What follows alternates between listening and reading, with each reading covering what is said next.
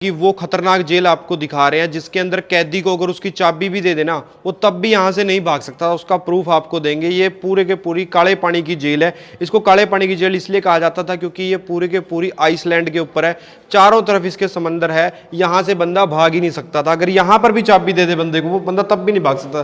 जैसे मैं इसके अंदर कैद हो गया अभी, और इसका जो लॉक है ना वो लॉक सिस्टम यहाँ नहीं है। नॉर्मल लॉक दरवाजे के साथ होता है लॉक सिस्टम, इसका लॉक सिस्टम है दूसरी तरफ अलग दे रखा है। गुरप्रीत भाई इसको लॉक करना है एक बार, ये देखो उधर से लॉक कर दिया। अब मेरा हाथ ही नहीं जाएगा वहां तक, ना यहाँ से खोल सकता ना वहाँ से, मैं ना ताले के साथ छेड़खानी कर सकता था। अंग्रेजों ने इतना दिमाग लगाया, लेकिन अगर मेरे को चाबी भी दे दे मैं चाबी से लोग फिर भी नहीं खोल सकता था।